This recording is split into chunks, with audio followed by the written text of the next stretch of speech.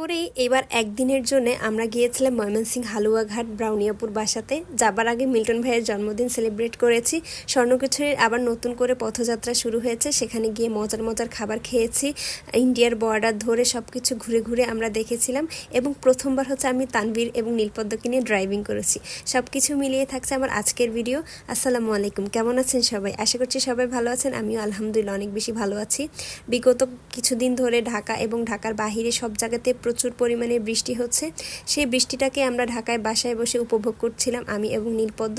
ও সবসময় হচ্ছে একটু বৃষ্টি কিংবা পানি দেখলে অনেক বেশি খুশি হয়ে যায়, কারণ বাচ্চারা তো পানি পাইলেই হচ্ছে আর কোনো কিছু দরকার পড়ে না। তবে এই বছর হুট করে বৃষ্টির কারণে ঢাকার বাহিরে অনেক জায়গায় বন্যা হয়েছে এবং মানুষের অনেক অসুবিধা হয়েছে।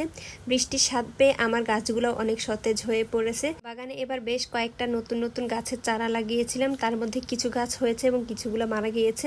এই গাছটা আমার অনেক বেশি পছন্দের ছিল, তবে এটাকে লাস্ট মোমেন্ট পর্যন্ত কতদূর যায় দেখতে হবে। সেই সাথে হচ্ছে বর্ষাকাল মানে হচ্ছে এই মানি প্ল্যান্ট গাছের সময়, এবং এই গাছগুলো সবগুলো অনেক বেশি সুন্দর হয়েছে এবং দেখতে বেশ ভালো লাগতেছে। আজকে যেহেতু ময়মনসিংহে যাব, তাই তেমন কোনো একটা কাজ রাখি নেই। সন্ধ্যার দিকে আমরা রওনা দিয়ে দিয়েছি। তানভীর অফিস ছিল, সেখানে আমাদের সাথে অ্যাড হবে। নীলপদ্ম তো বাহিরে যাবার কথা শুনলেই সে খুশি, যেই দেখতেছে আমি তার ভিডিও করতেছি তাই একটু একটু লাজুক লাজুক ভাব। আর সন্ধ্যা তখন 6:30টার মতো বাজে, আমরা রওনা দিয়ে দিয়েছি। এখান থেকে আমরা নিকেতন যাব, সেখানে মিল্টন ভাইয়ের জন্মদিন পালন করব। আর সেদিন যে মিল্টন ভাইয়ের জন্মদিন ছিল সেটা আমার একদমই মাথায় ছিল না।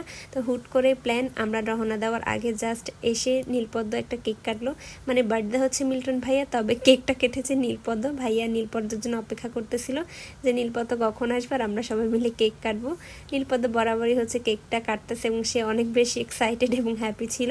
সবাই আমরা ভাইকে উইশ করলাম এবং ভাইয়ের সাথে একসাথে কেক কাটলাম, ভাইকে জন্মদিনের শুভেচ্ছা জানালাম। নিকেতনে একটা ঝাল সিঙ্গারা পাওয়া যায়, ছোট ছোট দেখতে, তবে খেতে কিন্তু বেশ মজাদার। এটা ভাই আমাদেরকে ট্রিট দিয়েছিল, তবে সেটার কোনো ক্লিপ নেওয়া হয়নি, তাই আমরা জাস্ট হচ্ছে বার্থডে কেক খাওয়া এবং এটারই হচ্ছে ক্লিপ নেওয়া হয়েছে। আমাদের এখন বার্থডে সেলিব্রেশন করা শেষ, এখন আমরা রওনা দিব হালুয়াঘাটে যাওয়ার উদ্দেশ্যে। আমাদেরকে বিদায় দেওয়ার জন্য অনেক অনেক মানুষের উপস্থিতি দেখা গিয়েছে, তবে নীলপদ্ম ওর বাবার কোলে উঠেই হচ্ছে অনেক বেশি এনজয় করতেছে। আমরা সারা রাত হালুয়াঘাট গেলাম এবং রাত 1:30টার সময় ওইখানে পৌঁছাই। যাওয়ার পর আর কোনো ভিডিও ক্লিপ নেওয়া হয়নি। সকাল সকাল এসেই হচ্ছে গ্রামীণ পরিবেশে এই সুন্দর মজাদার নাস্তা পেয়েছে এবং সব কিছু মিলে আমার কাছে অনেক বেশি ভালো লাগতেছিল। আর সকাল সকালই হচ্ছে আপু এই প্রোগ্রামটা রেখেছে। এখানে হচ্ছে স্বর্ণকিশোরীর নতুন একটা প্রোগ্রাম এবং এটা হচ্ছে বাচ্চাদেরকে শিক্ষাবৃত্তি দিচ্ছে। তো এটা প্রথম যাত্রাটাই শুরু করেছিল ময়মনসিংহ হালুয়াঘাট থেকে।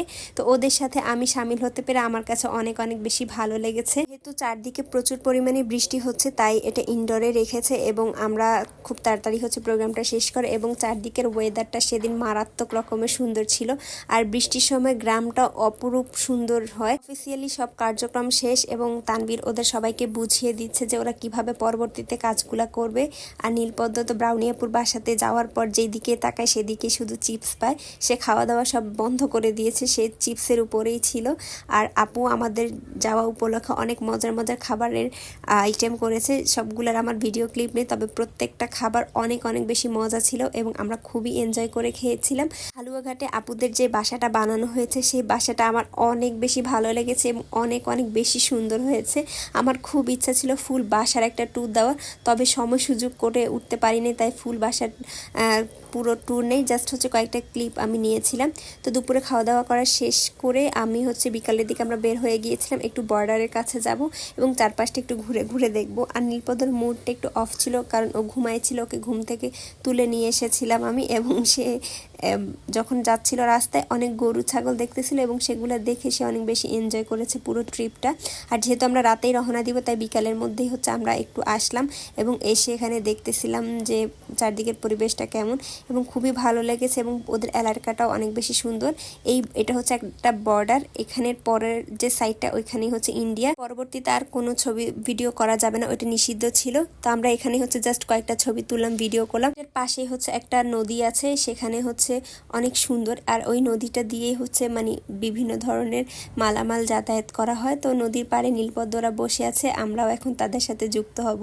এসে ওদের সবাইকে বলতেছিলাম যে তোমরা আমার ব্লগের জন্য একটা হাই দাও, এবং তানভীর তো বরাবরই হচ্ছে জানেন আমার ব্লগ করতে গেলে ও একটু লজ্জা পায়, এবং নীলপদ্ম পরিবেশটা এনজয় করতেছিল। যেহেতু সবসময় আমরা ঢাকাতেই থাকি, এরকম গ্রামীণ পরিবেশটা পাওয়া যায় না, তাই আমরা একটু গ্রামের মধ্যে আসলেই চেষ্টা করি যে নীলপদ্মকে ঘোরানোর এবং ওকে প্রকৃতির সাথে মিশানোর জন্য।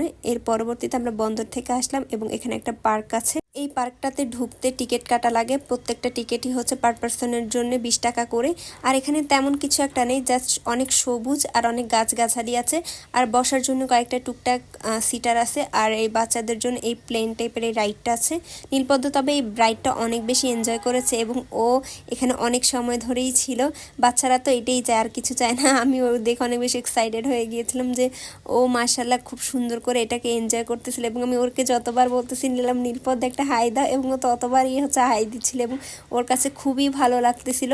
আমরা ওকে অনেকক্ষণ বসালাম, পরবর্তীতে আমরা ওকে উঠাই নিছি, ও আবার এখানে বসতে চাচ্ছে। আর এটাই হচ্ছে সেই বন্দরটা বর্ডার, যেখানে হচ্ছে ওসমান হাদির যে খুনিটা ছিল ও পালিয়ে গিয়েছিল দেশ থেকে। কিছুক্ষণ এখানে ঘোরার পর এখন আমরা রওনা দিয়ে দিব, বাসার দিকে যাব। তো আমি যেহেতু এখন ড্রাইভিং করা শিখতেছিলাম, তো তানভীর কখনোই হচ্ছে আমি গাড়ি চালাই ও বসে এরকম হয়নি। তো নীলপদ্মকে নিয়ে ওদের সবাইকে নিয়ে প্রথমবারের মতো আমি গাড়ি চালিয়েছিলাম, এবং তানভীরও যেমন খুশি, আমার কাছে অনেক বেশি ভালো লেগেছে। তো একদিনের ট্রিপটা আমরা খুবই এনজয় করেছিলাম। আজকের ভিডিওটা এখানেই শেষ করছি, আশা করছি ভিডিওটা আপনাদের সবার কাছে ভালো লেগেছে। আল্লাহ হাফেজ।